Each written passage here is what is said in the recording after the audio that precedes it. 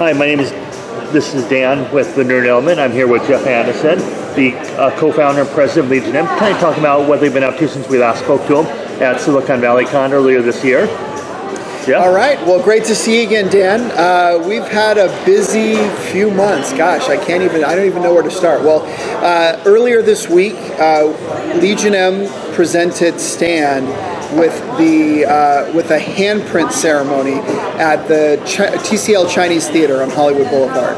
And if you're not familiar with that ceremony, it's a very rare, very cool thing. You know, they put your handprints in cement, they put your footprints in cement, and they are immortalized there for all eternity in front of the theater. And they've been doing that since the 1920s. And so Stan is joining people like Fred Astaire and Shirley Temple and Harrison Ford and Darth Vader, and anyway, the last 90 years. And so this was the first one in history that was presented by fans. So Legion M, a fan-owned entertainment company, we gathered, organized fans, thousands of fans from around the world, to pay for the event, to give Stan this honor, and then to throw a massive after party, a house party with Stan in the Hollywood Hills that was absolutely incredible. Now, what other stuff do you guys have coming up? I know you have the virtual reality thing with Stan, which you guys debuted a clip of earlier at ComicCon. Yep. What else do you have coming up? Well, we've announced 4 projects. Colossal was our movie, and it came out earlier this year. We've got a movie called Field Guide to Evil, which is in production right now, and that'll come out in 2018. And so, but that's being shot right now.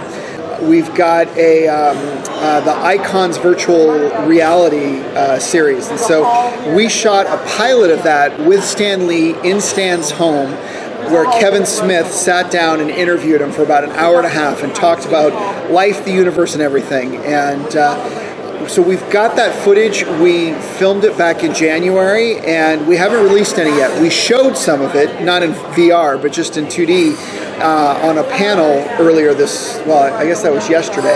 It all kind of runs together. We're at ComicCon right now, so time has lost all meaning. But and so that was the first time that any of that footage has been ever viewed. And we don't have a release date for that yet. It's coming. We're working with partners. One of the challenges is we captured that footage in extreme high fidelity. If you've tried virtual reality like an Oculus Rift or an HTC Vive or something like that, it's great. Like, you put it on and you're completely immersed and it's really cool, but it's also clear that it's not quite there yet. It's kind of like being stuck in a Sony Trinitron TV from 1987. Like, it's you can see the pixels and the visual resolution isn't there. That said, within the next few years, when you slip on that headset, it will be indistinguishable visually from real life, and you won't be able to tell visually that you're in virtual reality. And that's the quality that we captured Stan in.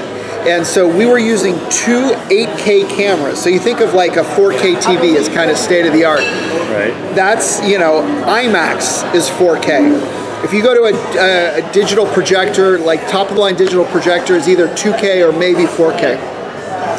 We shot it in 8K, and there were 2 8K cameras because it was in 3D. And so bottom line is there literally is not a projector or a virtual reality headset that can even display the footage that we got because of the quality of the resolution.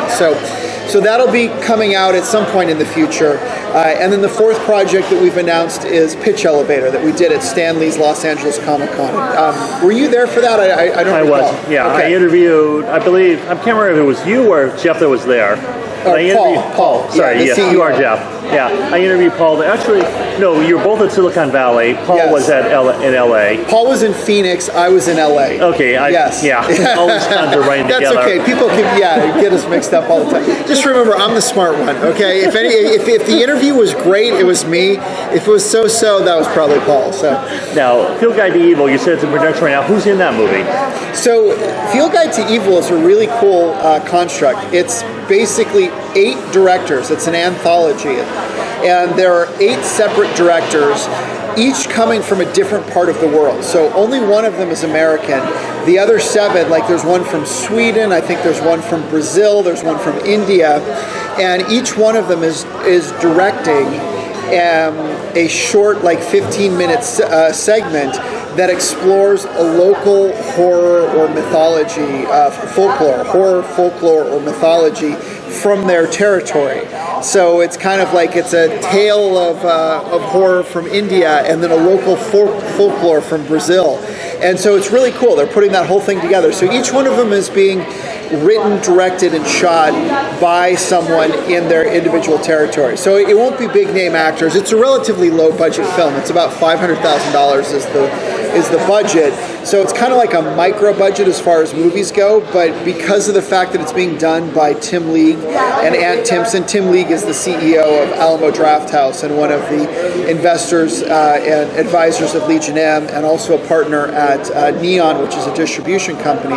We're very confident that it'll get theatrical distribution. And so, that's a kind of really nice recipe in the movie industry, is when you've got a low budget project that you can get distribution. It makes, from a financial standpoint, a really good chance of success. Now, you mentioned those projects. Are those the only projects that you can talk about right now, or is there more stuff that... Well, there's one more, which is the pitch elevator, and that's the one that we did at Stan Lee's Los Angeles ComicCon last October. We built a full-size elevator on the floor of ComicCon where fans could go in and pitch their idea for a movie, TV show, or virtual reality. The whole idea is that anybody can have an amazing idea for a movie or TV show, but very few people have the connections to get them in front of the people that can make that happen. So we collected over 400 pitches, and now we're using our legion of shareholders and members to narrow that down to the top 10. And those 10 people will get the chance to pitch their idea to a panel of studio executives and agents and that sort of thing. And one of them will win a development deal with Legion M. So that's going to pick up in earnest probably within the next month or so. And so those are the only projects that we can publicly announce. We've got a lot more that we're looking at. We're watching movies all the time, trying to figure out what our next Colossal is going to be. We're meeting with people all the time. This whole thing that we did at Stan Lee's at the Chinese Theater with Stan Lee, a huge part of that was trying to raise the profile of Legion M within Hollywood. And so the fact that Kevin Feige, the head of Marvel Studios, spoke, Todd McFarlane spoke.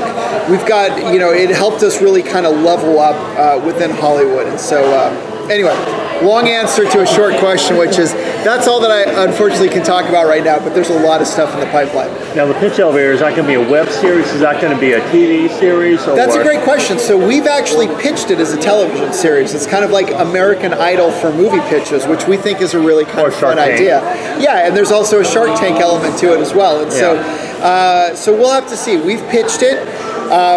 We will probably start this iteration doing something just really guerrilla style, and so it would be a web series. I don't know, it might even be like a Facebook Live, or it might be on Twitch or something like that. It's potentially going to be on Nerdist. We've had a lot of discussions with the team over there. They love the idea.